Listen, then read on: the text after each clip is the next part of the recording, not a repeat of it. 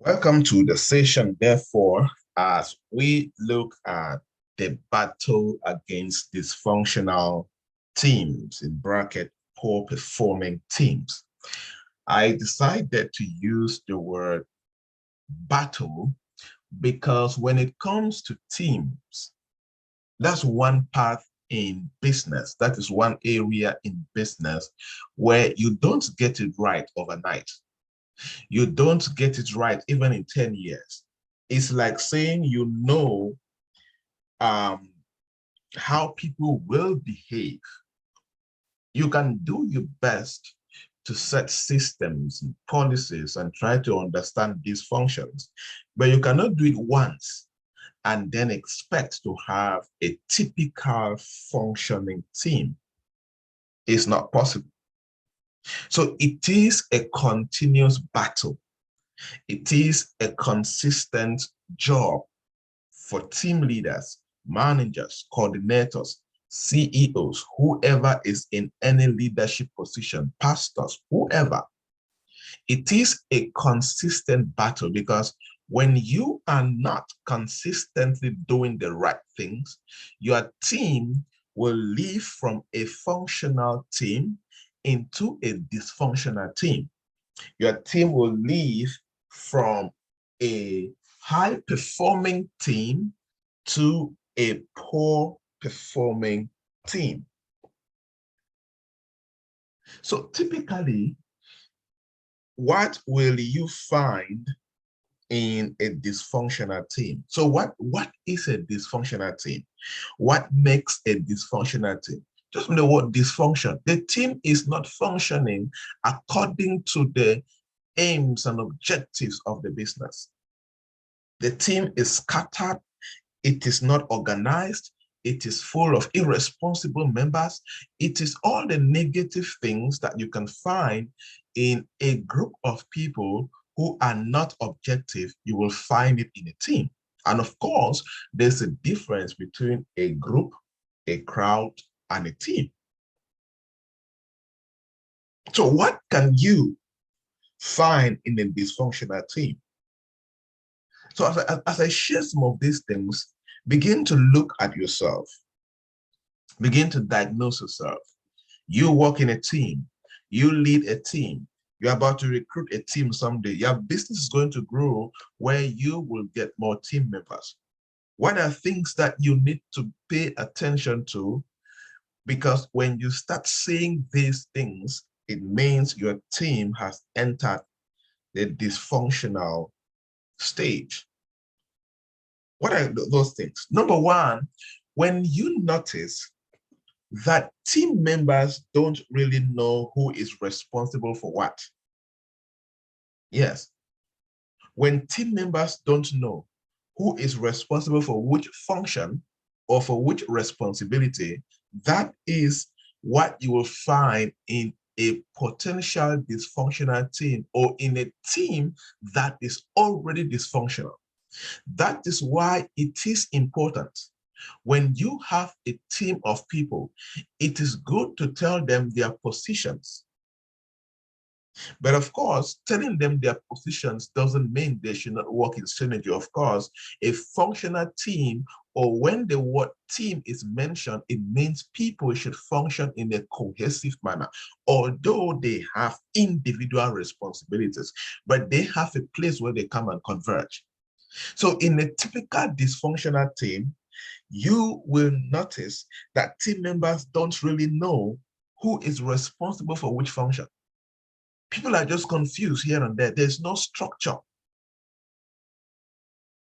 Even when you, the CEO or the manager, when you're given a task, you don't delegate it to a particular person.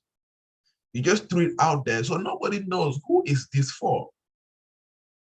Even if everybody is proactive, when the whole team is proactive towards one particular task, which may be a minimal task, it can create more confusion. So check the team where you are right now. Look at yourself as a team leader, as a leader, generally. Can you categorically say that all your team members know exactly who is responsible for which task? Number two, Number two, the leader doesn't have a very good oversight of the work being performed. Oh, yes. A leader doesn't have a very good oversight of the work being performed. This is a potential of a dysfunctional team. The leader has no idea of the work being performed. Like, for example, that's why it is always encouraged that in entrepreneurship, for example, if you're a company CEO, it's good to have general knowledge of key areas of your business, like understand the basics of marketing, understand the basics of finance, accounting, all of that before you have your top priority areas. Why? Because you cannot claim that you're a leader when you don't know some things about finance and accounting. If the accounting department is messing up with money, if they are stealing money, for example, if they are not credible with money, how will you know? You see, because dishonesty is part of a dysfunctional team.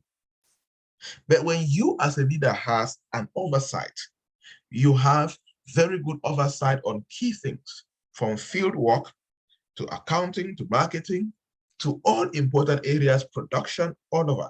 Like, for example, not Joshua, let's say who, Walters, for example, cannot claim to be a good leader and he runs a photography studio when he doesn't know the basics of how a camera works. He doesn't know the process of snapping a picture, designing it, setting the studio, and he doesn't know how long it takes to produce a good picture actually. So he doesn't have very good oversight of that work being done. And it can lead to a dysfunctional team. You run a restaurant, you don't even know how to cook any pot of soup. You don't even know how to buy food from the market. You have no idea whether one tin of corn can produce how many loaves of fufu corn and how much can you sell. You have no idea about those basic things. So whether the team is messing up in the production of that food, whether the team is making profit, you have no idea. It will automatically lead to a poor performing team. You see? So some of you, if you are here like that and you're a leader, when there are some things you have no idea, you need to start gaining the right oversight knowledge. You need to start developing the right oversight knowledge. The same like your team carries out field work. They don't understand what it means to go to the field. You have never gone to the field for anything. So you don't even understand the challenges they go through in the field, the pains they go through in the field, whatever. So there are some certain decisions that you don't even know how to make.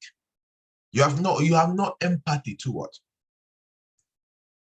So one strong sign of a dysfunctional team is that the team leader doesn't have very good oversight of certain things being done, of the work being done. Repent from that if you're a team leader like that. Number three thing or attributes that you will find in a dysfunctional team. Variable outcomes are common. That means there's little consistency in the quality of work. Yeah, there's not consistency in the quality of work. For example, in the team, they come early to work today. Tomorrow, everybody comes late. Next week, everybody comes late. The other week, they're early. They're just inconsistent in certain things. General quality of work, some people in the team deliver tasks on time. Some people deliver after 6 hours, after 1 day, after 2 years even. I don't know if after 2 years, what would they do with that task? But in all, what am I saying? In a dysfunctional team, there are a lot of variable outcomes. There is no consistency in the quality of work. Let's go back to Walters. Sometimes the pictures they snap, they are good. Sometimes they are not good because the team is scattered, it's not organized, the whole team is not dedicated to the quality of work. So you as the leader, one thing that you need to achieve in your team is to make sure that you consistently lead your team on a daily basis. to produce quality of work. To produce quality of work.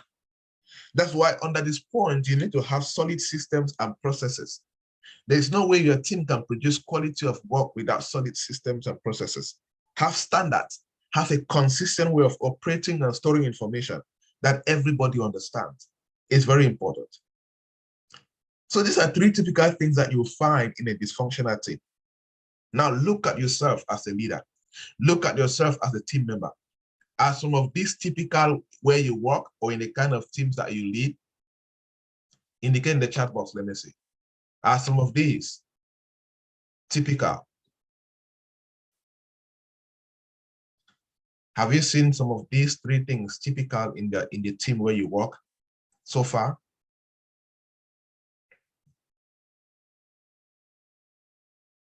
Indicate in the chat box. Okay, somebody says all the three are typical in the team where she works. You see? Okay. All right. So you see, many entrepreneurs and many executives and professionals are confirming that this is typical. And this is something that many people in companies are ignorant. You see, all this, they're ignorant. If you find especially all of these three manifesting in any business organization, then the leadership, the CEO or whoever is responsible has very little skills and knowledge in building a high-performing team. You see, there's a course that I have called Competencies of a High-Performing Team. So if you combine this and with that, you can be able to build an incredible team as a leader. Okay, now let us look at now specifically 5 elements of a dysfunctional team. Now, as I indicate these 5 elements, begin to look at your team.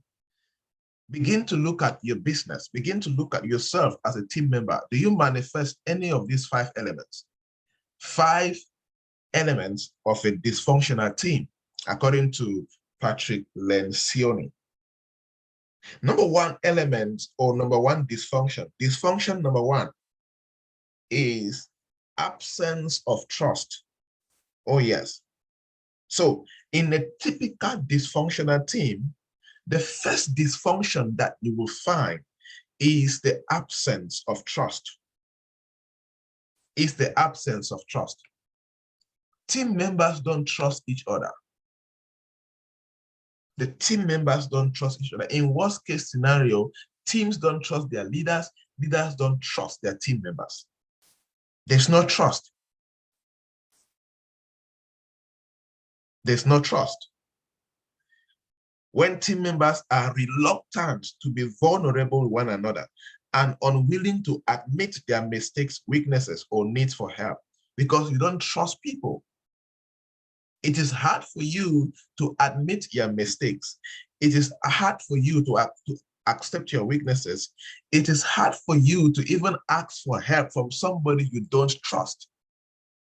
Then tell me, how can a team go forward? How can a company rise to the top when team members don't trust each other to sort out their mistakes? In every team, there will be mistakes. But when there is trust for team members, when there's trust that exists, oh, people will make mistakes and quickly accept them and even ask for help from another team member, and they sort it out as a functional team. But in a dysfunctional team, there is total absence of trust. Here, people start hiding their mistakes because they are afraid of another team member, what they will say. People start hiding their weaknesses. People do not ask for help. People are not vulnerable. This is the kind of thing that will kill the team and consequently negatively affect the business. So build trust among one another. As a leader, it is your responsibility to consistently push and advocate for your team members to trust each other. And for you to achieve this, you need to begin to churn out certain things, to push out certain things from happening, to set systems and structures that can enable team members to build trust. For example, if you notice that People don't trust each other in business because team members gossip a lot. They gossip about other employees. They gossip about the organization to the public and all of that. What do you need to do? Sign a non-disclosure agreement with all employees. Educate them about the consequences. If from today, I hear outside the organization something that must not be communicated outside the organization, communicated by any of you, you will be you'll be held accountable by the company's lawyer. That's one thing. In CosDev Group, we have non-disclosure agreements signed by all staff. If I hear you gossip about another staff outside the organization, if I hear any company's information apart from what we are publicly promoting as products or services, if I hear any internal data or information outside the organization, an investigation point to you, you are being handed over to the company lawyer directly. Simple. And it is sorted out and you are held accountable. Every employee has a copy of their non-disclosure agreement and the company has. On the basis of that, action can be taken against you. In court, you can be charged, whatever. And the laws of the land backs non-disclosure agreement. Now, when you do that, employees now can trust each other because they know that there is a clause, there is a formal contract binding every other employee. If I mess up with employees' information outside, if I go and carelessly gossip against another employee's weakness, if I am caught, there will be responsibilities. There will be consequences. You see, so it is your responsibility as a leader to ensure that trust is established. In a functional team, there is strong presence of trust. In a dysfunctional team, there is absence of trust and people are not vulnerable. Number two, the second dysfunction is fear of conflict. Fear of conflict. It links to trust, to absence of trust.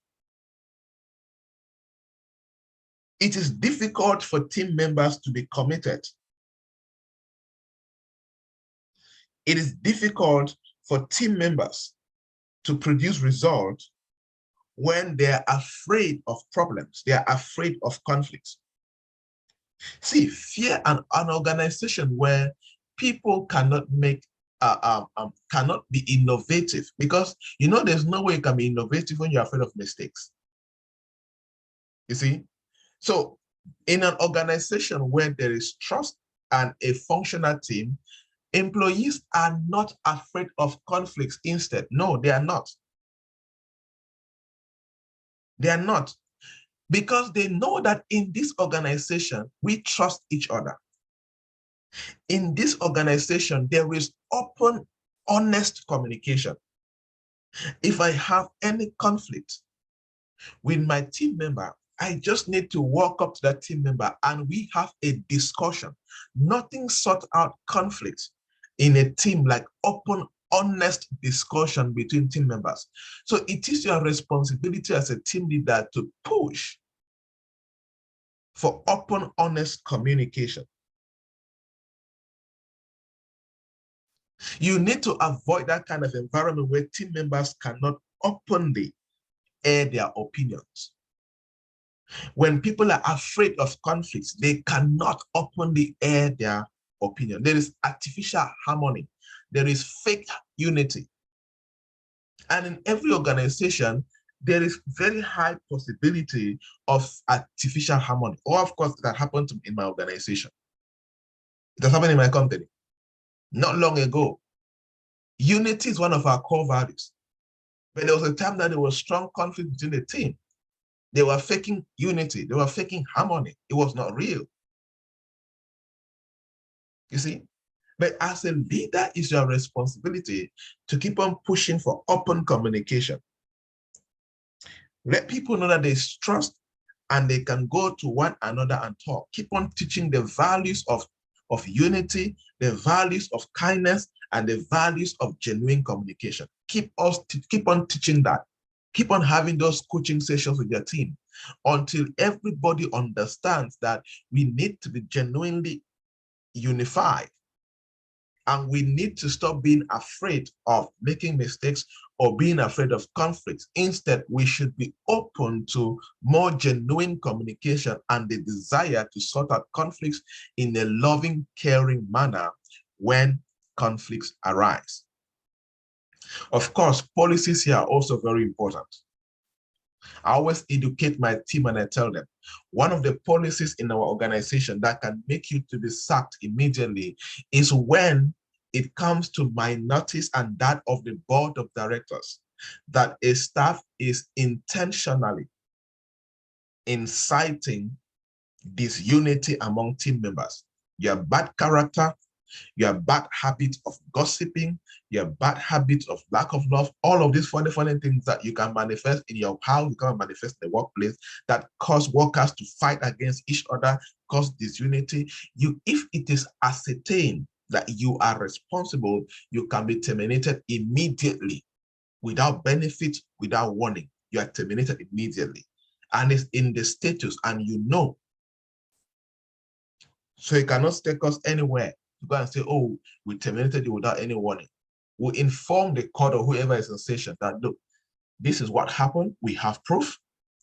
And this particular staff knows that this is what the company policy states. So they were doing this and they were definitely aware of the consequences. Oh, of course, with this policy, it's still possible for a staff to be silently causing disunity and you have no idea. It can sometimes happen like for a year, you have no idea. You are not discovering it. That's why it's good for a good team leader to have oversight of the team. The more close you are to the team, the more closer you are to the team is very important. Dysfunction number 3 that you will find in a dysfunctional team: lack of commitment. Lack of commitment.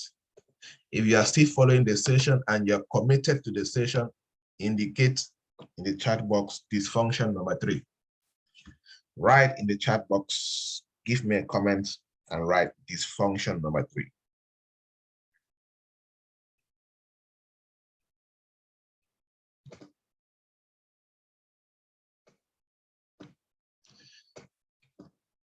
Dysfunction number 3. All right. Let's break down dysfunction number 3. Let us break it down a bit. You know, lack of commitment, it is difficult for a team to rise to the top. It is difficult for a company to rise to the top when team members are not committed. When team members are not committed to the task of the organization, they are not committed to the vision of the organization, they are not committed to the policies of the organization, they are not committed to the task at hand as a team. No, they are not committed. There's a lot of ambiguity. Team members are not committed to decisions. They are not committed to creating a strong, positive environment. They are not committed to enforcing the values of the team and the values of the organization. There is lack of direction and commitment.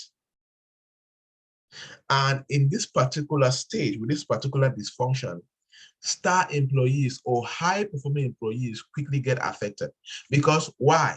When they are doing their work, when they are consistently working hard to deliver their task on time, employees who are manifesting lack of commitment, they are slowing them down. For example, you will do your work very well and then transfer it to the next employee, which is for them to do their job on time. They now come late. Maybe the boss expects something at 12 p.m. You as a star employee, you come to work at 8 a.m. on time and hurriedly do your part. But there is a part that only a particular employee can do as a result of their position and their skill. They now come late. 9 o'clock, they are not there. 9:30, they are not there. 10 o'clock, they are not there. That's lack of commitment. And maybe you guys had a meeting that all of you should be present at work at 8 a.m. Now, the employee now majestically walks in at 10 a.m. or 10:30. You as a star employee are already frustrated. You don't like to deliver tasks late. You like to always be in the good books of your boss by doing your job very well. You see, lack of commitment from one staff can make a star employee, a high-performing employee, to be disgruntled. So one thing that every team leader must dangerously fight from happening in the team, in the business, is lack of commitment. Make sure you give your employees, your teams, direction. Make sure you give very clear tasks. Make sure you give very clear instructions, give very clear deadlines. If possible, work with them with action plans. Give them boundaries, hold them accountable, push them to be committed. Do not tolerate lack of commitment. Do not tolerate laxity. Do not tolerate laziness. Let them know that this is not permitted. Push for clear direction. Push for commitment to task. Push for dedication to the team's values and organizational policies. That is your job as a team leader. Dysfunction number 4, avoidance of accountability. Very typical. Very typical. In a dysfunctional team, people don't like to be held accountable. In the midst of mediocrity, they don't like to be held accountable. In the midst of low performance, they don't want to be held accountable. In the midst of low standards, they don't want to be held accountable. In the midst of their mistakes, they don't want to be held accountable. They avoid accountability. They don't like things like action plan because they don't want to commit to a clear plan.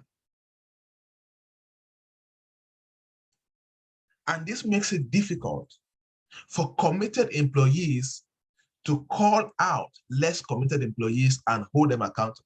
If you run a workplace where maybe your next immediate manager or supervisor or a departmental head doesn't have the powers to call a departmental worker and hold that person accountable, then something is wrong. That's why it's good to disseminate power, disseminate authority. Let departmental managers command certain authority over their team members.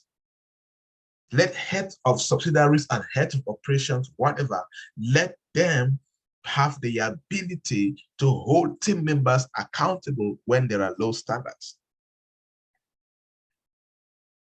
That's why it's good to disseminate that. Because where individuals cannot be held accountable, there's going to be counterproductive actions. Bad behaviors will destroy the team. Low energy will destroy the team. But in a team where members know that if they go wrong, number one, first of all, there is a system to hold you accountable. Like, for example, if you come late,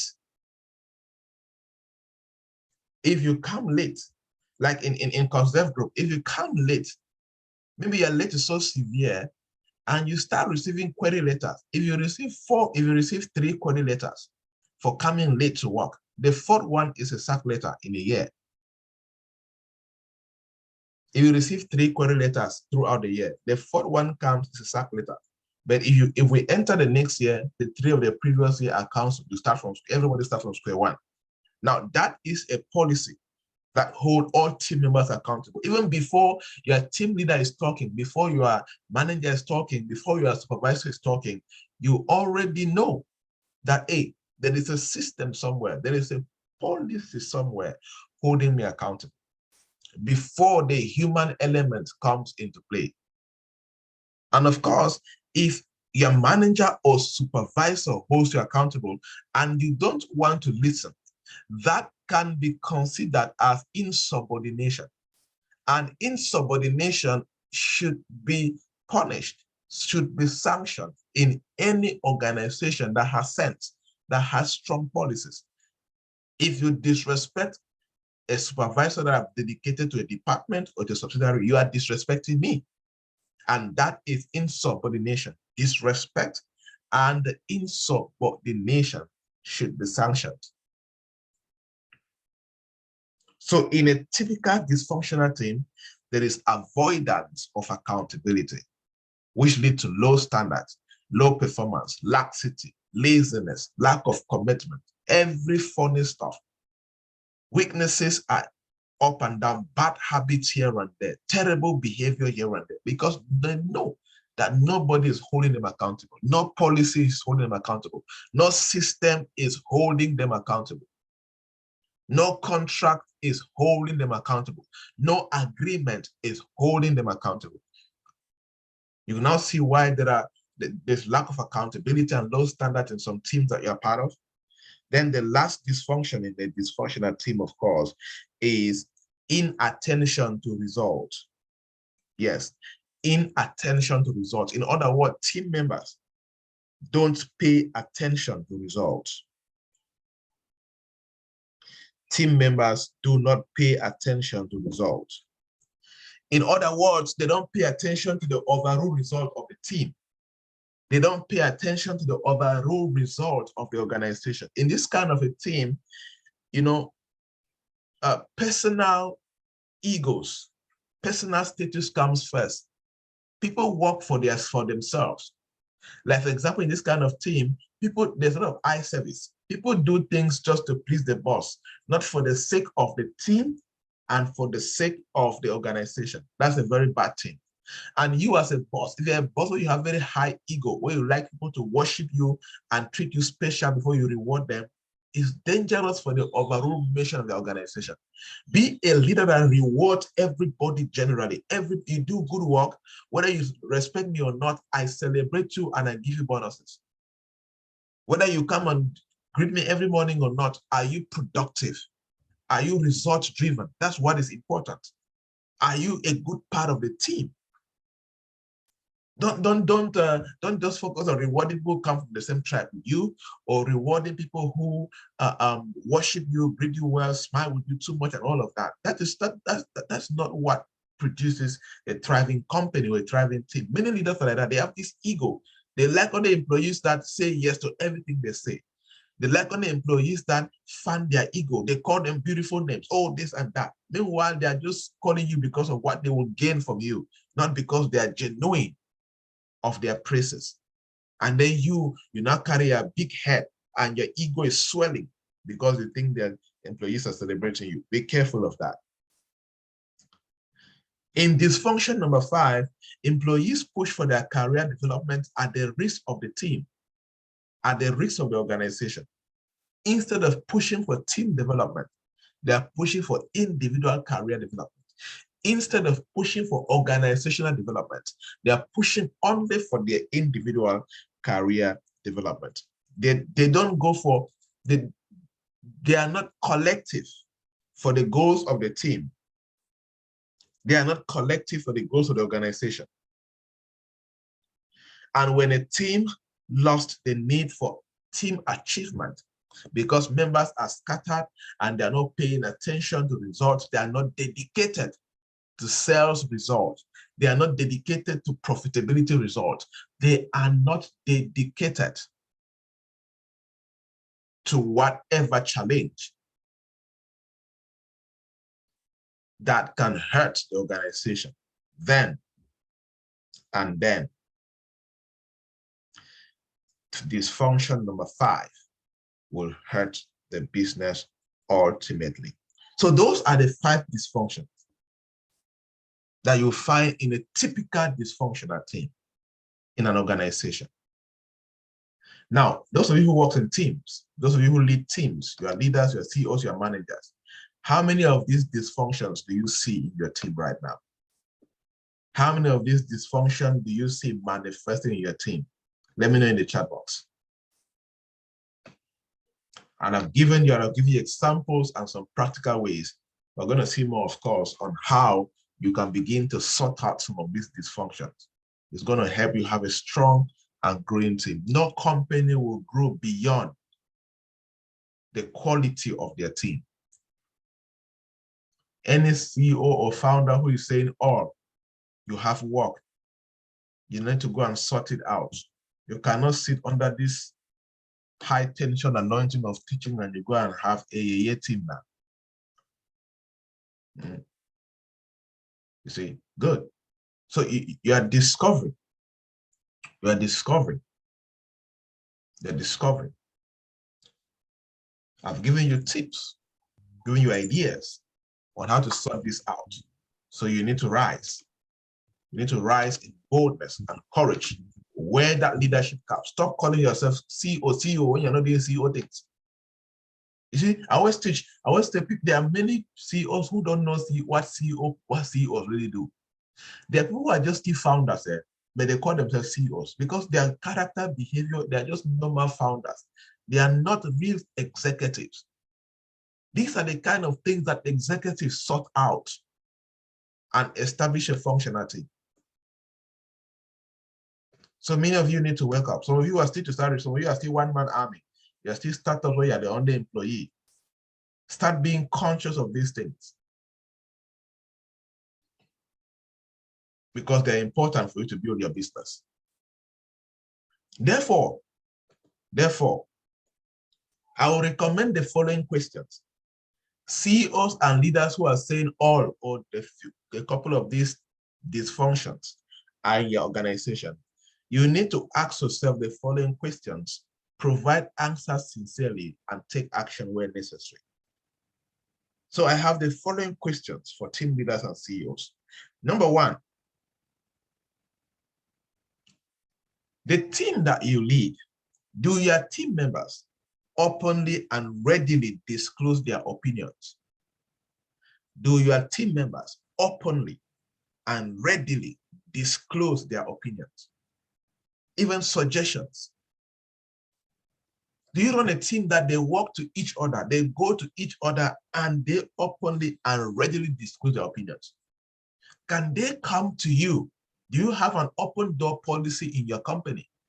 As a CEO, as a manager, as a supervisor, do you have the kind of relationship that a team member can walk into your office and openly, readily disclose their opinions? Like I always say, be careful. You have a particular team member that in serious staff meetings of brainstorming about companies' ideas, product, service, like where everybody is expected to talk, and a particular team member or team members, they come and they sit quiet and they leave. When you ask them to say something, they say they have nothing to say. You have them to suggest something, they have something to say. And they do that consistently. Please start suspecting them. Start suspecting them. The second question I have for you, team leaders, CEOs, are your team meetings compelling and productive? Are your team meetings compelling and productive? The way you run your team meetings, do they compel team members to be committed to the task given to them during the team meeting and after?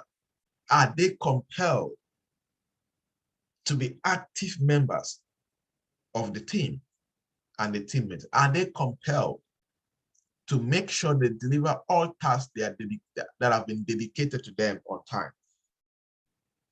Are your team meetings productive? Or do you run that kind of team meeting where when you get there, they argue for 2 hours, 3 hours, and leave no conclusion, no way forward, no action plan, no accountability, no nothing. It was just argument. Everybody leaves tired with no final outcome. That is not a productive meeting. It was just a noisy meeting. Do you run meetings like that? Then you need to repent from that area. Does the team come to decisions quickly and avoid getting bogged down by consensus? Yes. Is the team that you run, do you guys come to decisions quickly? Or you guys find it difficult to come down to an agreement or a consensus? Nobody wants to submit to the other's point of view. No. Everybody wants their point to be heard. Everybody wants only their point to be heard. If it's not my point, then we are not in business. Then at the end, there is no consensus. And then you as a leader, you don't have the leadership abilities to make a firm decision. Everybody just argue. You want to please everybody. No. Then you need to make sure you start changing from that area.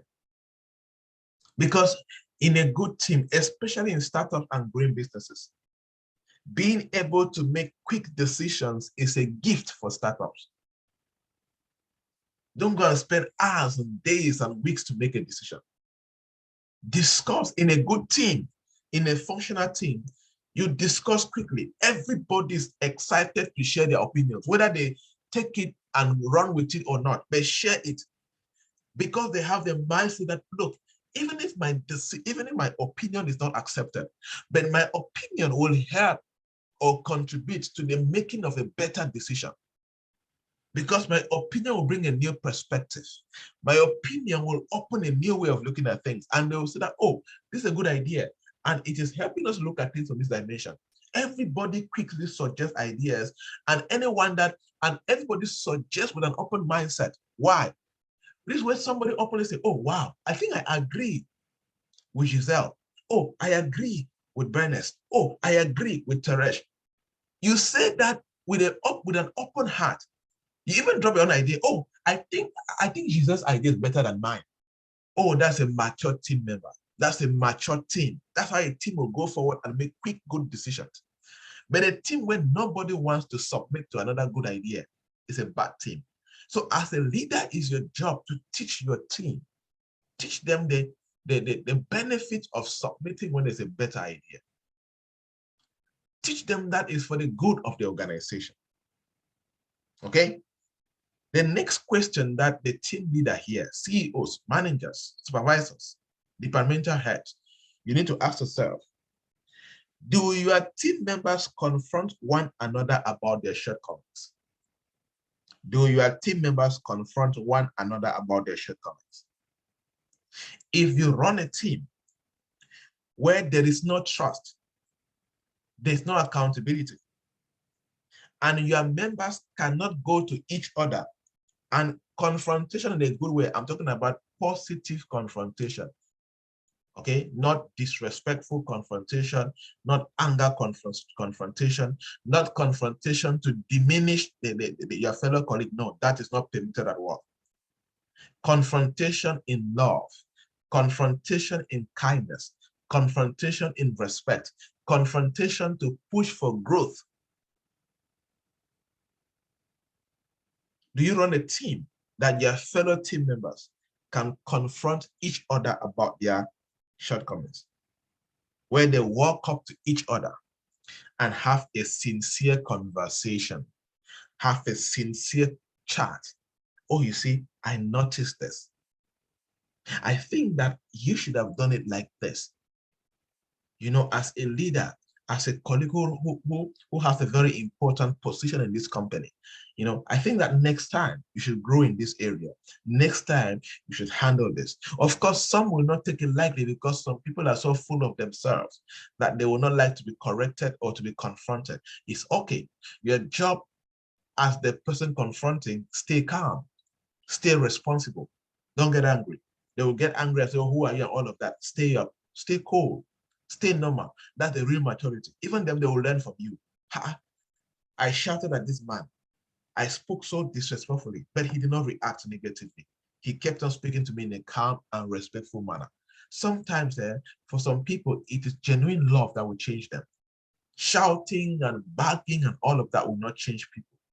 Just genuine care and love, and teaching them how to behave the right way. They can learn from you and they will feel ashamed of their own behavior and character. Can your team members confront one another about their shortcomings? The last question I have for CEOs and supervisors. Do team members in your team sacrifice their own self-interest for the good of the team? Oh, can team members in your own team, can they sacrifice their self-interest for the good of the team, for the good of organization? For example, can a team member stay after closing time because the team is working on something and they are not getting it right, and they can forget their hangout, they can forget what they wanted to do after work, they can call a friend they wanted to see after that, I said, please, can we push our meeting to the next day? There's something important that we need to handle as a team at work. Can they do that? Do you have a team that can sacrifice their self-interest for the good of the of the team and the organization. Or if there's one thing I can appreciate about my team, which from what I have seen, from what I've seen with my human eyes, which I can attest to it, is that dedication to go the extra mile for the mission, for the team. Oh, many times I've seen them work overtime, work beyond 5, 6 p.m., 2 hours after normal closing time. They are in the office doing their best as a team, as a committed team, to make sure that they produce results for the sake of the overall mission of the business. Can your team members sacrifice their self-interest for the good of the team? If not, you need to be teaching them. Keep on teaching them the vision. Teach them the mission. No employee goes an extra mile for a vision they don't love. No employees go an extra mile for a vision they don't believe in. No employee goes an extra mile for a vision they don't see themselves inside that vision.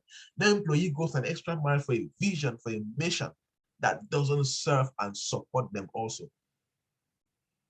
It is your job to achieve this in the life of the employees as they work for you.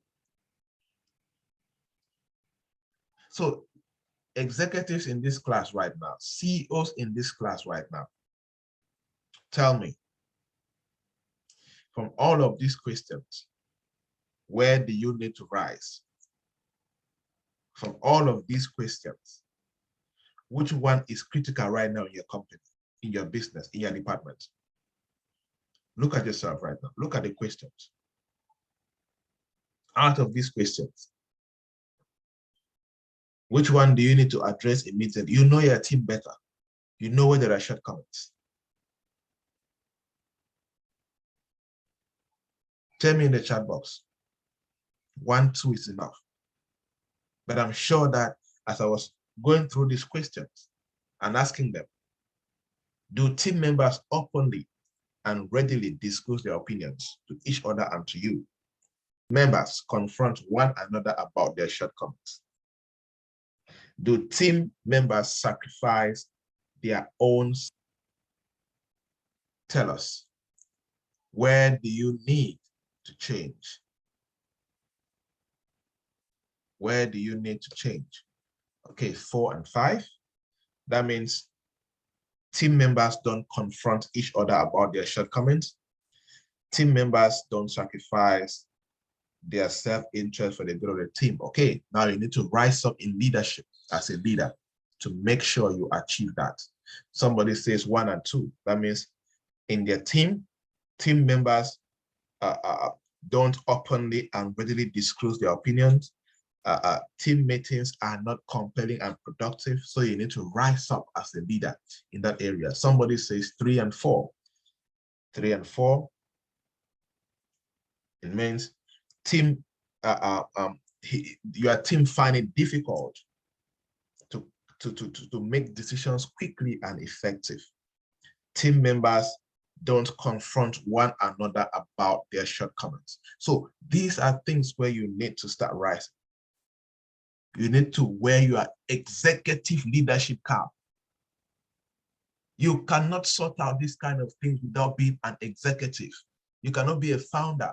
You cannot be somebody who is, you're afraid to stand up and sort out certain things and expect to solve this kind of problem. No way. You need to be firm, courageous, bold, but yet being a lamb. You need to be a lion and a lamb at the same time. That's one thing with team leadership. You need to learn how to be a lion and then a lamb at the same time. Like the team is so calm, so casual, the team is so open. There's a lax, fun working environment. But they also know that, hey, there are limitations, there are boundaries. If we cross this boundary, there are sanctions. You'll be disciplined. So leaders, now that you know the questions I was asking you, you now know what to do. You've got to rise up. You've got to seriously rise up and begin to take charge. Very important. Okay, now let us look at functional team attributes. Functional team attribute. Okay, we have seen this dysfunction. Now let us just flip. Let's just flip it now. So in a functional team, the team has an end goal that team members have agreed upon. The team has an end goal that all team members have agreed upon. That's the first sign of a functional team. What does that mean? Maybe at the beginning of the month, as a team, you guys establish your sales goals. Okay, for this month, we want to sell 1,000 units. For this month, we want to make 5 million francs in sales.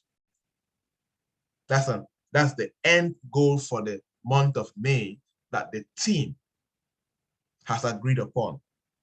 You cannot call yourself a functional team when you don't have the end goal for the week, for the month, for the period, for the season, whatever, but always have the end goal. End goal though can also be intangible.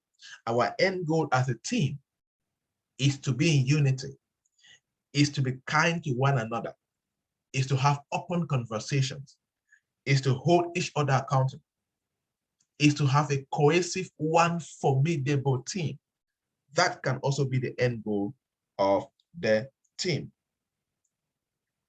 The second attribute of a functional team, everybody on that team is aware of the strategy needed to achieve the goal. Oh yes, everybody in the team is aware of the strategy needed to achieve that goal. Very important. You cannot claim to have a functional team when only you knows the strategy. You don't share the strategy with the rest of the team. You don't even have a strategy team session. Every functional team should have strategy team session. They should sit together as a team and brainstorm and engineer strategies. And everybody is aware of their roles and responsibilities in this strategy. So you cannot claim that you have a functional team when all team members are not aware or educated about the strategy needed to achieve the goal. The third attribute of a functional team is a functional team has defined priorities. Oh yes, they have defined priorities. Oh, this month of April, our priority is to increase customer base. Oh, this month of May, our priority is to increase sales with this particular product. Oh, this month of June, our priority is to open a new branch. Oh, this month of August, our priority is to do this and do that. The team has defined priorities. Everybody's not just scattered up and down doing what they want. No, define priorities. The team faces each week, each month, each season, each year with defined priorities. Dear entrepreneur, dear CEO, did you set defined priorities for your team this week? Did you set defined priorities for your team this month? Oh, the month of May is coming in a few days. The month of June will come. The month of August, the month of September will come. The month of December, next year will come. Are you always ready and prepared to set defined priorities for your team members? The fourth attribute that you will find in a functional team. In a functional team, team members make clear agreements regarding tasks and roles. Oh yes, you will find very clear agreements regarding task and role. That's why as a CEO, as a manager, as a founder, it is your job to make sure that team members have offer letters. It is their job to make sure that team members have job description. It is their job to make sure that you openly communicate the roles and responsibilities to team members. Have an agreement regarding their tasks and roles. Oh, as a team, as we face out this week, as we face next month, these are the tasks. You are responsible for this. This is your role, and you're handling this, you're handling this. There's a clear agreement There's a clear understanding. There's a very clear open communication regarding tasks and who is responsible, regarding roles and who is responsible. Very clear, no ambiguity, no confusion. So in your team, do you clearly communicate tasks and roles, and everybody is held accountable to live up to the task and the roles? The next attribute that you will find in a functional team, very important, is a functional team consists of members with relevant expertise. A functional team consists of members with relevant expertise. You cannot claim that you have a functional team when the members of your team are not good, they are not trained, they are not experts. So a core element of a functional team is that members of the team command a certain level of expertise. Some of you may be here cracking your head, complaining about a team or your team members. Meanwhile, all the team members have average expertise. They don't have that, they're not expert, they're not full experts. They went to school where school did not go through them. They have attended trainings, but the trainings did not train them. Low expertise everywhere, mediocrity everywhere, average expertise everywhere. How can you expect a team to be exceptionally functional when expertise is low among your team members? You've got to upgrade. You've got to upskill. You've got to reskill where necessary, because you need your team members to command relevant expertise if you must have a functional team. And lastly, in a functional team, you will find that the team have clear and effective decision-making procedure. They have put in place a clear and effective decision-making procedure. There's a process on how to make decisions. Step one could be state the problem, like the process I use in CrossDev Group. Step one, state the problem. Of course, you have called all the team members involved in that department. Obviously, the general organization thing, everybody is involved. You involve everybody. That's step one. Step two, state the problem. Step three, very important step, let people throw in ideas. It's not a time to judge. It's a time for open opinions.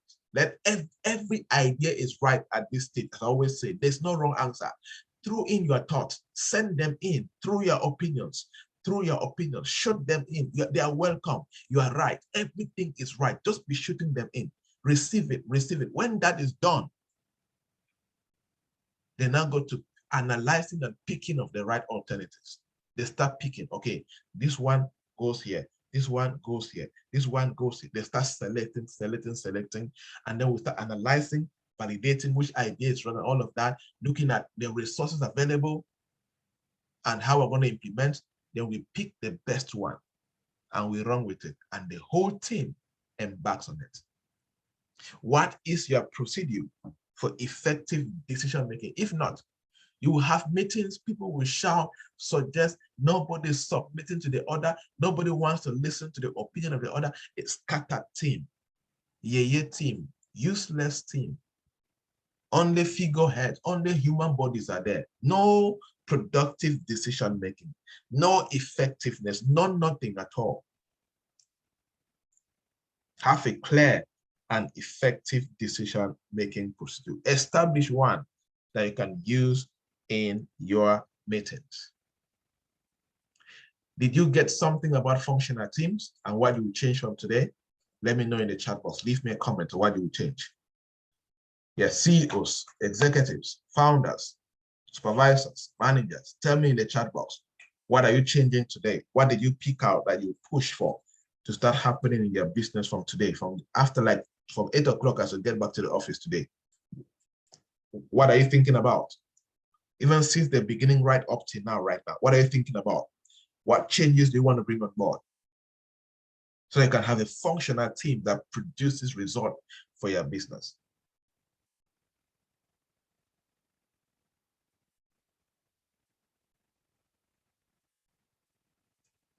Yes, I'm waiting.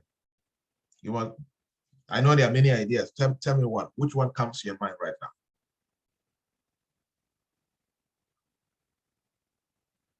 Okay, somebody will go and call for a meeting today. Okay, commanding a certain level of expertise right now. What does that mean? I'll put in place a decision-making process for my organization. Yes, that's good. Need to have clear agreement regarding tasks and rules. Excellent. Okay, another person talks about decision-making process. Good. Yes, CEOs talk. People are silent. Are you confused? Are you lost? There should be more points than this. What are you doing after this? What have you picked that you need to sort out immediately, today, this weekend, next week, Monday staff meeting? What are you bringing into play? It is your responsibility to, as a leader, to push for one discussion, install harmony and unity should not be faked. Okay, okay. Draw a plan of action already, putting a questionnaire for them to answer in any area I find us lacking. Very good. Policies to remedy some of the weaknesses exposed here today in the session. Good.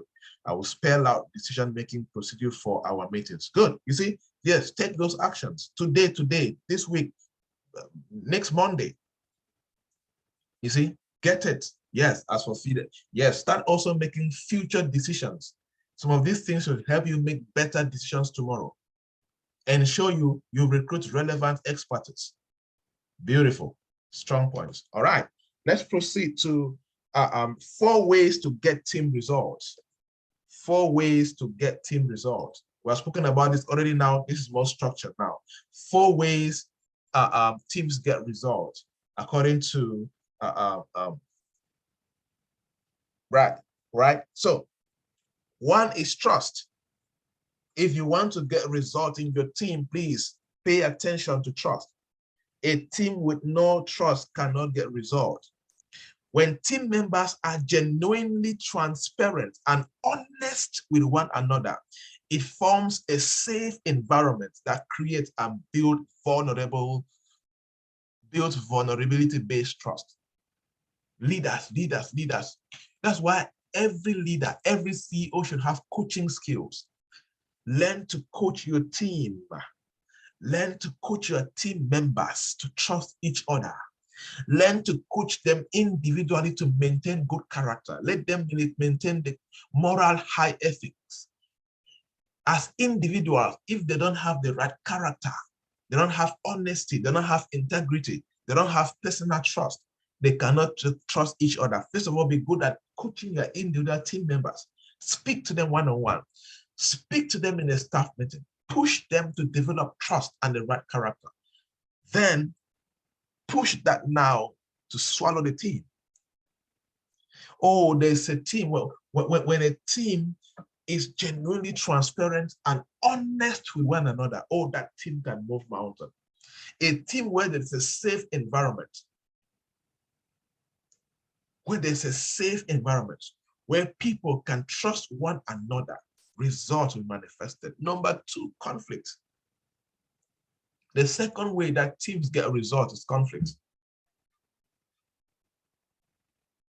Where people are open to address conflicts. People are open to have constructive debate of ideas. They're not afraid of each other. There are people who reserve to suggest their opinions because they are worried that when they will suggest another team member, because of the conflicts they have, they will speak against it. That's not a team that will get results. But a team that will get results, they know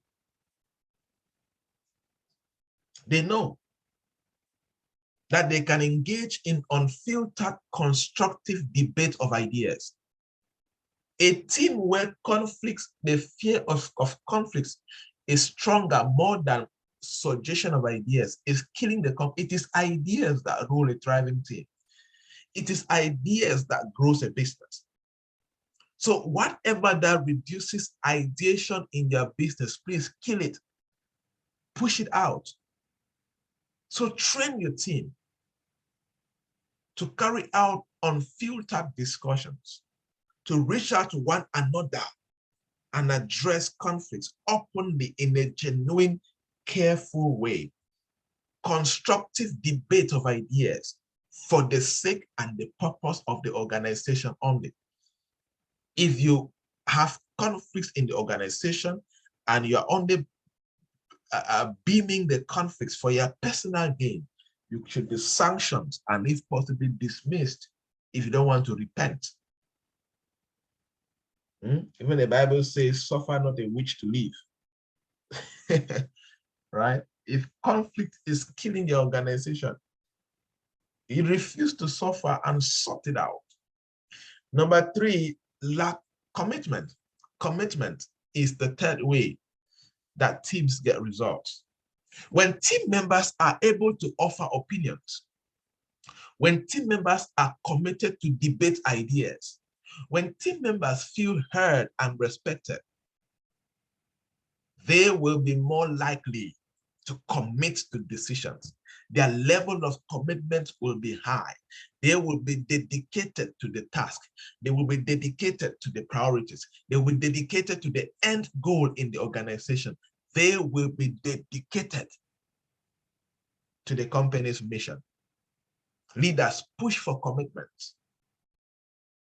Create an environment where members can offer ideas. Create an environment where members feel heard, they feel respected, they feel loved, they feel respected for the expertise they bring to the team. They feel that their work is acknowledged. Openly acknowledge the great work of people. It increases commitment. And number 4, of course, is accountability. Accountability is the 4th way to get results in a team. Once everyone is committed to a clear plan of action, they will be more willing to hold one another accountable. Do you want your team to go places? Create a structure where they can hold each other accountable. Everybody should not run to you, the founder and the CEO, for complaints. No. Let some things, let them handle within themselves. Grow them, build them, teach them, coach them. Create an accountability system.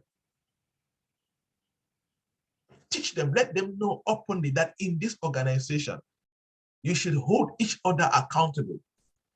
You see somebody coming late more often, go to that person and talk to them. Hey, I have noticed that you've been coming late more often. Tell me what's wrong, what's happening?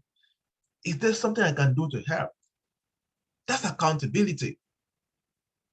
In care, in love, in kindness, with respect. Oh, I have noticed that this task like this, you have been delivering below standard. What is wrong? If this is not up to our organizational standards and policy, something is wrong somewhere. Can we work on it? Tell me, what is the challenge? That is you holding your team members accountable. So these are 4 ways that you, the leaders, you need to push in your business. You need to push these 4 ways every day in your business so you can begin to get results. Push for trust, push for conflict resolution in an open and loving way, push for high commitment, and push for massive accountability in your business. Implement this. Wear the executive card and make sure you achieve this. So let us look at the 5 behaviors of a cohesive team. 5 behaviors of a cohesive team. We've spoken about this already, so almost like rounding it up now. Building trust, right? So in a team that is cohesive, works together, achieve results, the behaviors are what? Building trust. Vulnerability without fear of repercussions. You are vulnerable without being afraid that they will go and gossip your name outside in their family house. Nobody can be vulnerable in a place where you know that they will carry your weaknesses and go and publicize it outside.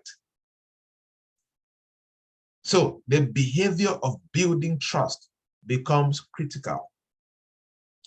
Number 2, mastering conflict resolution. Here, constructive debate, respectful debate is very important. You need to push the behavior of mastering conflict resolution. Number 3, achieving commitment. There's clear clarification of who is responsible for what. So the behavior of achieving commitment, pushing for the achievement of commitment on a daily basis is important if the team must be cohesive and achieve results. Number 4, embracing accountability. The behavior of embracing accountability is critical. Full attainment of commitment. Push the behavior of holding each other accountable. Push the behavior of the team holding you, the leader, accountable, of you holding the team accountable, of team members embracing accountability from one another. And the last behavior is the behavior of focusing on results. Focus on collective outcome, not individual outcome. Focusing on priority. Focusing on the end goal. It is a behavior, consistent focus on the right result. Consistent focus on the right result. So these are the behaviors. These are the behaviors that a cohesive team must manifest. And when this happens, you discover that there's dominance, influence, conscientious, and steadiness. You see, all of these, you start seeing collaboration, support, stability, accuracy, change, result, action, enthusiasm. All of these things start happening in a business. And show me a business, show me a team where there's stability. If you embrace all of these behaviors, stability will show up. If you embrace all of this behavior, support will show up. If you embrace all of this behavior, collaboration will show up. You embrace all of this behavior, high enthusiasm will show up. You embrace all of this behavior, consistent action will show up. You embrace all of this behavior, result will be the order of the day. You embrace all of this behavior, team members will be challenged to produce better. You embrace all of this behavior, accuracy in delivering tasks becomes the order of the day. And show me a team that embodies this. Show me an organization with teams that embody this. And I will show you an invincible organization. As a leader, this is your responsibility to achieve in your organization. So far, tell me, which behavior will you embrace after this? Leaders, which behaviors or which primary, tell me one, tell me the primary one right now, just one. I know there can be more than two, but look at your team right now. Tell me the most critical one that from today, 8 o'clock, as you get to the office, you plan to take action to push for the behavior to be accepted. Tell me. Tell me in the chat box. Tell me in the chat box. Let me see.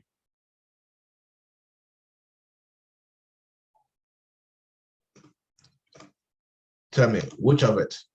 Which behavior? Consistency, focusing on collective results, accountability, achieving commitments, trusting the team more, consistent focus on the right results. Beautiful, beautiful, beautiful. Yes, yes, yes. Those behaviors are critical. Those behaviors are critical. Now, let us conclude with team operating model checklist. I'll share this in the group at the end. Let us conclude in looking at this, which I know is very important for you CEOs and leaders. We're looking at team operating model checklist. This is credited to Thought Leader. This is their tool that I am using, with permission, of course. Team operating model checklist. Now, this is just to open up your mind to something. Open up your mind to something very powerful here. Use these simple checklist items as considerations to help you develop your team operating model, right? You may not need to include every item for your team, but it depends on your team. So I'll do my best to explain all. Now, for every team, number one, there is structure. Let's start with a structure segment, with a structure statement. All you need to do is to check. Team structure. Here, what are we looking at? In your team, do you clearly know who works in your team? Who reports to whom in your team? Do you have a simple organizational diagram, organizational structure, or team structure diagram? Can you categorically say that you know who works in your team? You know who reports to who in your team? Do you have a simple diagram that can help others to understand? If yes, take it. If no, go and do work. Team roles under structure, team roles. What can you clearly answer this? What roles do your team members play? What are their key important tasks? When you look at their team members, do you know the roles that they play? Have you clearly sat down and you have drafted their job description? And on a daily basis, as a leader, do you know their key important tasks on a daily basis? Or like for me, for example, when every day I go to work, there are important tasks I expect that all team members to be working on. There are some tasks that are daily, they are steady, and they're important, and everybody needs to be working on it. Everybody. Do you know that? If yes, check it. Contact. How do people contact your team? Are there different people who should be contacted for different requests? Oh yes, in your team, is there a structure for contact? For example, when somebody wants to buy a product, who do they inquire from? When somebody wants to pay for a product, who do they inquire from? When somebody wants to complain, who do they inquire from? Question. Is that clearly communicated? If yes, check it. If no, go and do some work in that area. In a good functional team, it is good to have that structure. Who can we contact for queries and challenges regarding this product? Go to this person. Who can we contact when it concerns finance? Go to this person. Who can we contact when it concerns legal issues? Go to this person. Who can we contact when it concerns employee issues? Go to the HR person. Under team structure, on 10, CEOs, rate yourself on the quality of your structure. Let us see something. On 10, rate yourself. On that structure, are you 10 on 10, 1 on 10, 5 on 10? Rate your structure. I want to be as practical. I want to get you involved as much as possible. You see that you have to work to go and do after this. Let's be fast, please. On 10, tell me. On that structure, how will you rate yourself? 2 on 10. Oh, you have plenty work. Executive glory. Elvis, you have work, plenty. You have plenty work. 7 on 10. That's good. Vanessa, that's good. Luanga, that's good. Okay. Yes, I need more people. On that structure, tell me. You know yourself better. Genuinely rate yourself. So let's go and do this work. 6 on 10. Okay. Let's go to process. Let's go to process now. Under process, what are the major processes in your team? Like workflows, things your team needs to do at a high level. What are the major processes? Is everybody aware of a major process? Can be a marketing process, can be distribution, can be customer service. Whatever that is a major process, how do we serve customers? How do we distribute our goods? How do we do this? What are the major processes? Is it clearly written and documented and everybody knows it?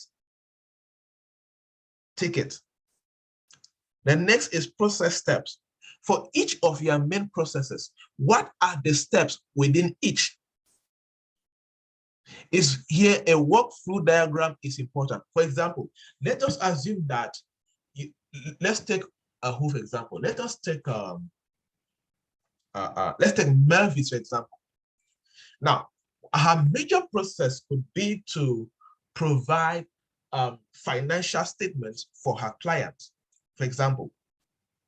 Now, that is a major process established in number 4 already, okay? And that's a high-level process. Now, for each main process, what are the steps within each process? So for her to achieve the process, the major process of delivering the financial documents at the end of each month, she needs to create a process within the process. Or the process is step 1, collect the required information between the 30th and the 31st of the month. Step 2, send follow-up questions to the manager or whoever is responsible and collect feedback or collect verifications. Step 3, finalize the financial statements. Step 4, email the documents with explanations to the client, whatever. You see, you need to have process steps under each major process. This is what runs a business. If you do that, if you have process steps within your major tasks, within your high-level processes, tick it. If no, work day for your site. Number 3 under process, or number 6 generally, input. Do you need anything from other team members or stakeholders to do your work? This is what you can call process input. For example, do you need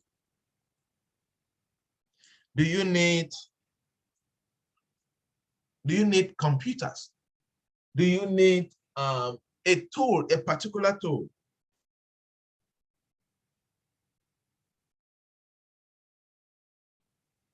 Do you need a particular tool? What extra do you need for you to do that? What extra do you need? What extra tool? What extra input do you need to do that? Look at yourself. Look at your team members. What do they need from you, the leader, to do their job well? Have you given it to them? Output. What does your team produce and for whom? Link this to each of your main processes. What does your team produce? What is the final produce from your team? What is the final produce? And for whom are they producing? Are they producing for their fellow team members, for the leader? Are they producing for customers? Which customer segments? All of that, you need to establish that. What does your team produce? And for whom are they producing? Is this very clear in your business? Check. Number 8, communication. How does your team communicate with each other? How does your team communicate with you? How does your team work with each other? How open is communication? Are there special channels used? Like in some organizations, they use Slack. They don't use WhatsApp to communicate. In some organizations, they use internal softwares. In some organizations, they use short meetings. Of course, some use WhatsApp groups. Does your team send out regular communication for special purposes? When and how? You want to launch a new product, that's a special purpose. Do you guys send a press release to bloggers, to radio stations, to TV stations? If yes, when do you do this? And how do you do this? Do you do this in your team? If yes, check. If no, you have work to do. Stakeholders, key people and teams. Key people and teams. key people and teams. Where does your team interact frequently? Who does your team interact with frequently? Every institution has key people. It could be fellow team members. It could be with you, the leader or the executive. It could be with other partners outside. Who does your team interact with frequently? How do they work with other teams? Oh, yes. In an organization, there can be different teams. How do they work with each other? Are there any key stakeholders who help your team to complete their work? Oh, yes. It could be the government. It could be the taxation department. It could be the bank. It could be a school. It could be a church. It could be, are there any other key stakeholders who help your team to complete their work? And are you in good terms with them? Do you have good open communication with them? Is the interaction seamless and effective? If yes, check. If no, go and do some work. Number 10, approvals and governance. Are there any key stakeholders or committees that approve or govern the work of your team? Here we're talking about management teams. We're talking about board of directors. We're talking about subcommittees. We're talking about special committees that can be set up for a particular reason. Do you have a board in your organization? Do you have a management team? If there's no governance, don't check. If there's a governance structure, check. It's important. Because a good team also has an oversight, powerful organization that is responsible. You see, that's responsible and can approve and disapprove of their actions.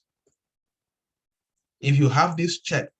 If you don't have this, go and do some work. Information. You cannot talk about team and not talk about information. Key information. What information does your team need to do its work? Oh, there are some tasks that can never go anywhere if certain information is not made available to the team. How do you expect the accountants to produce the final monthly statement when they don't have all the financial data? They're not going to work. Where is it stored? How do you store information in the team and in the organization? Do you store in a flash drive? Do you store in an online drive? Do you store in a hard drive? How do you store information?